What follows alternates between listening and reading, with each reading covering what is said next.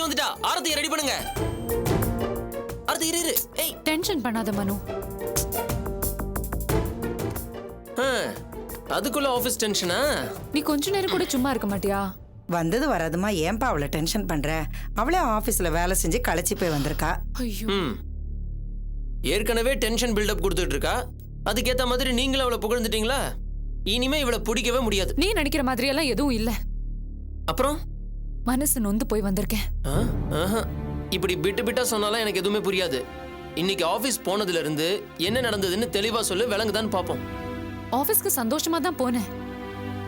ஆனா எம்டி சீட்ல என்ன உட்காரவே விடல. நீதானே அந்த கம்பெனிக்கு எம்டி? ஆமா அத்தை. என்ன நீ குழப்புற? நானே குழம்பி போய் தான் வந்திருக்கேன். தொல்காப்பியன் கிட்ட ஏதோ தப்பு இருக்கு. எதை வச்சுமா அப்படி சொல்ற? அபியக்கா உட்கார சீட்ல நான் உட்கார கூடாதுன்னு அவர் தான் சொன்னாரு. ஏன்? அந்த சீட்ல உட்கார எனக்கு தகுதி இல்லைன்னு மறைமுகமா சொல்றாரு. அதே ரூம்ல வேற டேபிள் ஏற்பாடு பண்ணி அதுல என்ன உட்கார வச்சுட்டாரு. அதில் ஆர்த்தி, டேபிள் தானே வேற, மத்தபடி கம்பெனியோட எம்டி நீ தானே. இல்ல அனு, நான் எம்டி ஆறுது அவருக்கு பிடிக்கல. அக்காவோட போஸ்ட்ல தான் தான் இருக்கணும்னு அவர் நினைக்கிறாரு. அதான் இப்படி எல்லாம் பண்றாரு. இப்படி எல்லாம் நடக்கும்னு எனக்கு முதல்லயே தெரியும். நீ என்னமா அன்னைக்கு அவருக்கு பறிஞ்சிட்டு பேசுன? இப்ப புரிஞ்சுக்கிட்டியா அந்த ஆளோட புத்திய?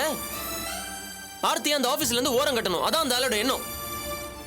ஆர்த்தி இதெல்லாம் சரிப்பட்டு வராது. நாம உடனே அபியக்காக்கு போன் பண்ணி நடந்த விஷயம் எல்லாத்தையும் சொல்லணும். அவசரப்பட வேண்டாம், கொஞ்ச நாள் வெயிட் பண்ணுவோம். என்ன ஆர்த்தி இது? அப்புறம் பார்க்கலாம்.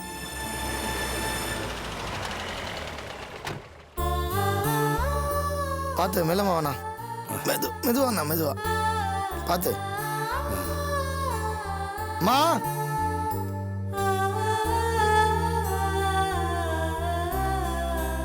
மா கர்ணா, கர்ணா, என்ன பாச்சு? என்ன பாச்சு உனக்கு?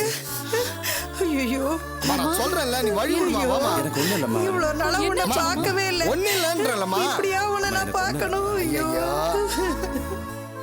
ஐயோ, என்ன பாச்சு உனக்கு? அம்மா ஒண்ணு இல்லம்மா, நீ வாடா உட்காருண்ணா, உட்காருவேம்மா. கடவுளே, இது என்ன சோதனை? ஒண்ணு இல்லன்னு சொல்றேன்லம்மா, வந்தது வராதுமா இப்படி சொல்லி அழுதுன்னு இருக்கிறேன். பார்த்து உட்காருங்க மாமா. உட்காருண்ணா, பாத்துண்ணா. என்னடா இது ஒண்ணும் கோலம்? இல்லம்மா. என்ன மாமா இது? உங்களுக்கு இப்படி ஒரு நிலைமையா? எப்படி? எப்படின்னு கேட்டா என்ன சொல்றது? எல்லாம் இங்க விதி. இவ்வளவு நடந்திருக்கு, எங்களுக்கு ஏன்பா சொல்லவே இல்லை? இது என்ன கல்யாணமா காது குத்தா? வீட்டுக்கு வாங்கன்னு பத்திரிக்கை வச்சு கூப்பிடுறதுக்கு. நீங்க தான் மூத்த மகன் ஒருத்தன் இருக்கானே, அவன் எப்படி இருக்கான் எங்க இருக்கான்னு விசாரிச்சிருக்கணும். என்னங்க நீங்க சண்டைக்கு வர மாதிரியே பேசுறீங்களே. யார் மேல தப்புன்னு பாக்குற நேரம் இது கிடையாது. நான் ஒன்னும் சண்டைக்கெல்லாம் வரலமா. யாரும் வந்து எங்களை பார்க்கலையேங்கிற ஆதங்கத்துலதான் அப்படி பேசிட்டேன். சரி, எங்க மேலதான் தப்பு. எல்லாத்தையும் விடுங்க. இனிமே மாமா குணமாற வரைக்கும் எல்லாரும் இங்கேயே இருங்க. உடம்பு குணமாற வரையும் இல்ல, இனிமே பர்மனண்டா நம்ம வீட்டுல இவங்க தங்கணுன்ற நோக்கத்துல தான் இவங்களை கூட்டு வந்திருக்கிறேன். கரெக்ட். நம்ம எல்லாரும் ஒரே குடும்பமா சந்தோஷமா இருக்கலாம். நீங்க எல்லாரும் என் மேல இவ்வளவு பிரியமா இருப்பீங்கன்னு நான் நினைக்கவே இல்லைம்மா. முடியாதவனை எல்லாரும் சுமையா நினைப்பீங்கன்னு தான் இத்தனை நாள் என்னை பத்தி எந்த விவரமும் உங்களுக்கு தெரியப்படுத்தல. என்னடா பேச்சு பேசுற? உனக்கு ஒரு சங்கடம்னா பெத்தவங்களும் கூட பிறந்தவங்களும் விட்டுடுவோமா?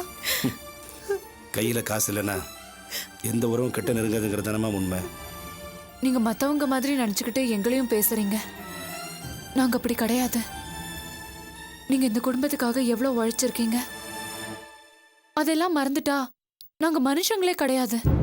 ஆர்த்தி, நாங்க நல்லா இருந்த காலத்துல உன்னை எவ்வளவோ திட்டிருக்கேன், வாய்க்கு வந்தபடி எல்லாம் பேசியிருக்கேன். ஆனா அதையெல்லாம் நீ மனசுல வச்சுக்காம இவர் செஞ்ச உதவியை மட்டும் மனசுல வச்சுட்டு நீ பேசுறியே, உனக்கு எவ்வளவு பெரிய மனசுமா. நீ என்னை விட வயசுல சின்னவதான், இருந்தாலும் பரவாயில்ல, உன்கிட்ட நான் மன்னிப்பு கேட்டுக்கிறேன். ஐயோ, என்ன மன்னிப்பு அதெல்லாம் கேக்குறீங்க? பழசு எல்லாத்தையும் மறந்துருங்க. இனிமே ஒருத்தருக்கு ஒருத்தர் விட்டு கொடுத்து சந்தோஷமா இருக்கலாம். ஐயோ, இனிமே உங்க யார் பேச்சையும் எதிர்த்து நான் ஒரு வார்த்தை கூட பேச மாட்டேமா. நீங்க என்ன வேலை சொன்னாலும் சரி, நானும் என் பொண்ணும் முகம் கொடாம செஞ்சு முடிப்போம். நீங்க மட்டும் ஆதரவு தரலன்னா வயசுக்கு வந்த பொண்ணை வச்சுக்கிட்டு எப்படி கரையா திருதுங்கிற கவலையிலேயே நான் தினம் தினம் செத்து செத்து பொழைச்சிருப்பேன். ஆமா ஆர்த்தி, நான் உன்கிட்ட மனம் விட்டு ஒண்ணு சொல்றேன். ராஜேஷ் எங்களை கூப்பிட்டதுனாலதான் உங்களை மட்டுமே நம்பி இந்த வீட்டுக்குள்ள காலடி எடுத்து வச்சிருக்கோம். நாங்க ஏதாவது தெரியாம தப்பு பண்ணா கூட தயவு செஞ்சு அதை மனசுல வச்சுக்காம எங்களை மன்னிச்சிடுமா. அதை விட்டுட்டு இந்த வீட்டை விட்டு போங்கன்னு மட்டும் சொல்லிடாதம்மா. இதை விட்டா எங்களுக்கு வேற போக்கிடம் கிடையாதும்மா. ஐயோ, என்ன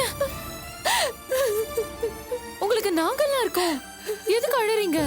அப்படியே அவங்கள விட்டுருவோம். அழாதீங்க அத்த, சொல்லுங்களேன். கலா, அழாதம்மா, நாங்கெல்லாம் இருக்கோம், தைரியமா இருமா.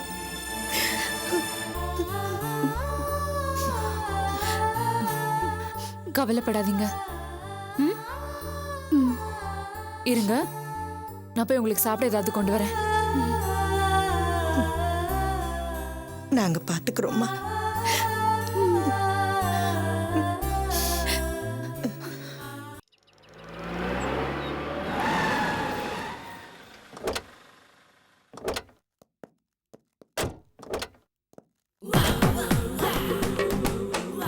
இதான் மேடம் பிரபாகர் ரெட்டியோட வீடு.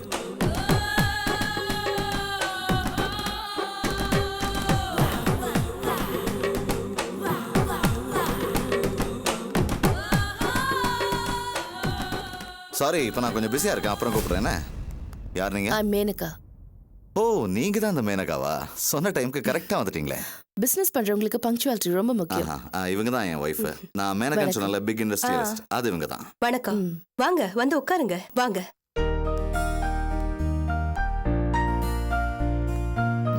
வாங்க உட்காருங்க. நீங்க என்ன சாப்பிடுறீங்கம்மா? நோ, நான் இந்த டைம்ல எதுவும் சாப்பிட மாட்டேன். Thank you so much. ஓ, அதனால தான் உடம்ப இவ்வளோ ஸ்லிமா வச்சிருக்கீங்க போல இருக்கு. நீங்க இவ்வளவு சின்ன பொண்ணா இருப்பீங்கன்னு நான் எதிர்பார்க்கவே இல்ல. பிசினஸ் பண்றதுக்கு வயசு முக்கியம் இல்ல, மூளை தான் வேணும். ஐயோ, நீங்க நினைக்கிற மாதிரி நான் இன்னும் எதுவும் அவ்வளவு பெருசா சாதிக்கல. உலகம் முழுக்க என் பிசினஸ் நல்லாவே இருக்கு. ஆனா இங்க இப்பதான் நான் கால் ஊனியிருக்கேன். உங்களை மாதிரி நல்ல மனுஷங்க மனசு வச்சா இங்கேயும் நான் வளர முடியும் நம்புறேன். ஐயோ, என்ன ஒரு தன்னடக்கம்னு பாருங்களேன். மம்மி, நான் ஷாப்பிங் போயிட்டு வரேன். ஏய் ஐஸ்வர்யா, நில்லு, இங்க வா.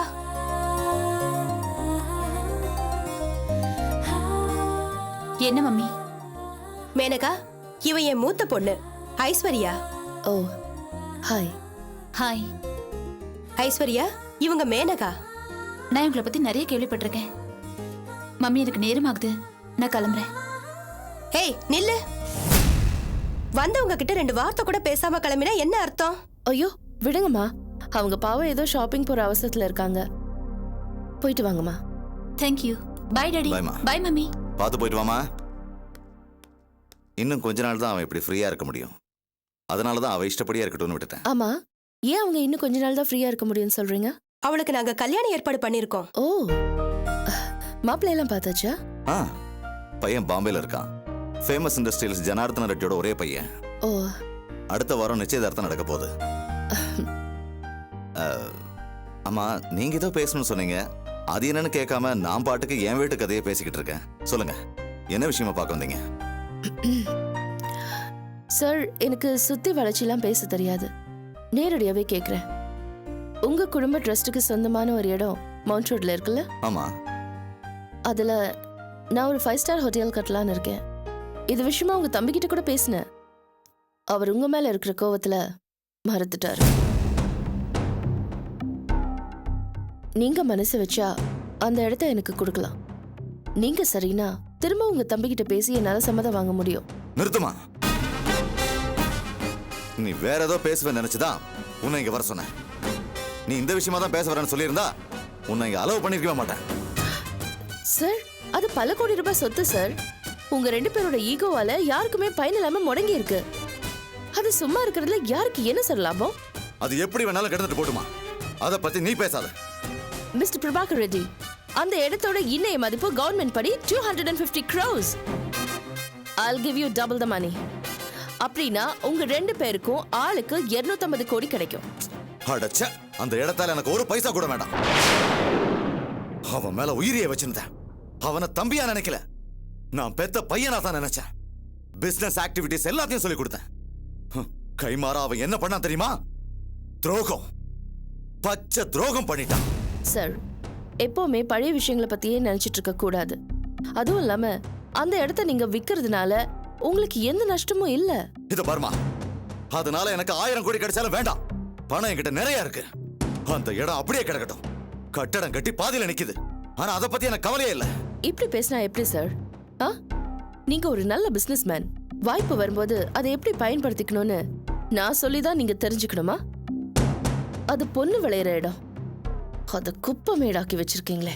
இதெல்லாம் நீங்க சொல்லித்தான் நான் தெரிஞ்சுக்கணுங்கிற அவசியம் இல்ல. அவனை என் குடும்பத்துல இருந்து ஒதுக்கி வச்சிட்டேன். கொஞ்ச நேரத்துக்கு முன்னால என் பொண்ணை பாத்தீங்கல்ல? அவன் மேல என் தம்பி தாம் பெத்த பொண்ணு மாதிரியே உயிரியே வச்சிருந்தான். ஆனா அவளோட கல்யாண விசேஷத்துக்கு கூட நான் அவனை கூப்பிடல. இப்ப புரியுதா எங்க 2 பேருக்குள்ள எந்த அளவுக்கு விரோதம் இருக்குன்னு?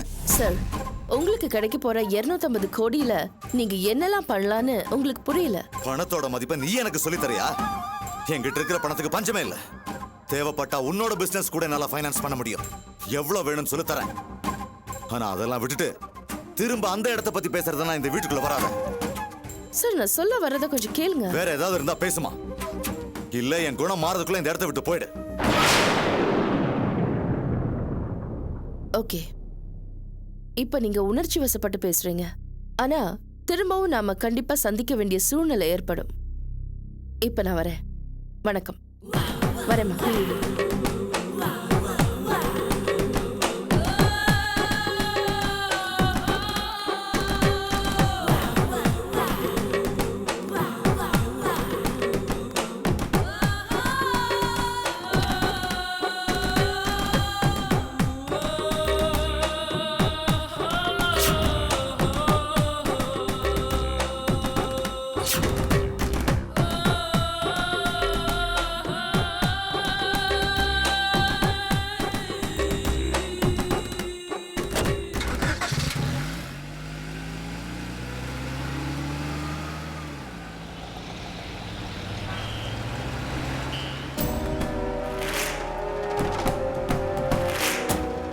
உங்க 2 பேருக்கும் ஆளுக்கு 250 கோடி கிடைக்கும்.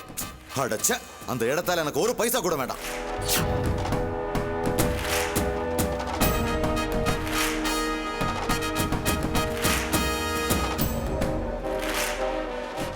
மேம், என்ன யோசனை?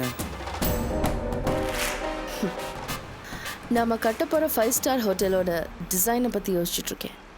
அண்ணன் தம்பி 2 பேருமே இந்த இடத்த கொடுக்க மாட்டேன்னு முரண்டு பிடிக்கிறாங்க. அப்புறம் எப்படி மேம் இது நடக்கும்? மேம், பிளானை வேற இடத்துக்கு மாத்திட்டாங்கன்னு நினைக்கிறேன். இல்ல ரவி, நான் இடத்தையும் மாத்தல, பிளானையும் மாத்தல. அதுக்கு பதிலா பிரசாத் ரெட்டி, பிரபாகர் ரெட்டி 2 பேர் மனசையும் மாத்தலாம்னு நினைக்கிறேன். அது எப்படி மேம் முடியும்? எப்படி முடியும்னு கேட்டா முடியாதுதான். எப்படியாவது முடிக்கணும்னு யோசிச்சா முடியும். நான் அப்படி யோசிச்சு பழக்கப்பட்டவ. அதனால இதுவும் என்னால முடியும்.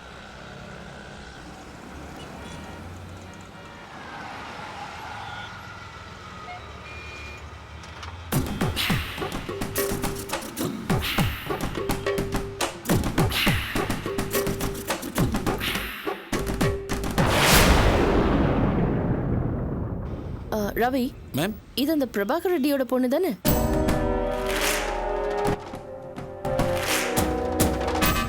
Yes ma'am.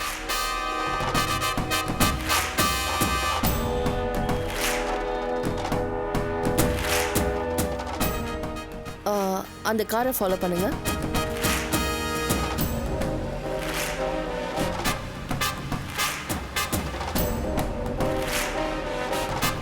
பேரலா ஃபாலோ பண்ணுங்க.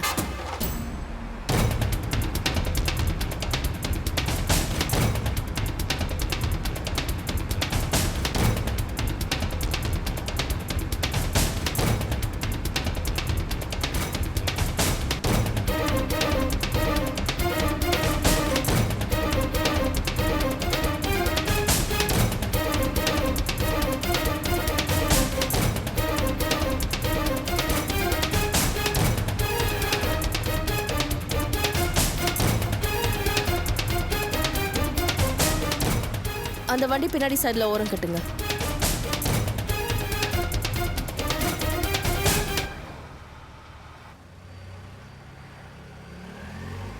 ஃபாலோ பண்ணுங்க.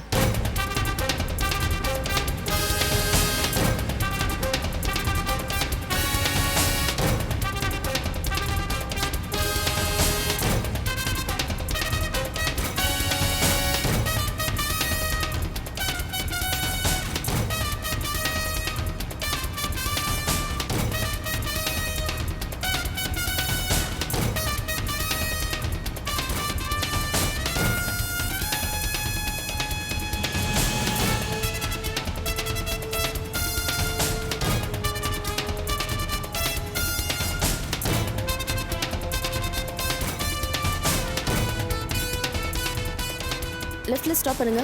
Slowly slowly. Hold on hold on.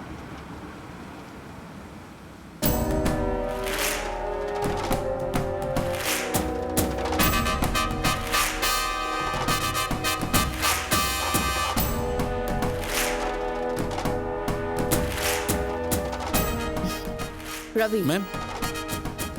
Follow that guy. Yes ma'am. இன்னைக்கு சாயங்காலத்துக்குள்ள அந்த பையனை பத்தி எல்லா டீட்டெயில்ஸும் என் கையில் இருக்கணும். ஓகே? Okay ma'am. வண்டி எடுங்க.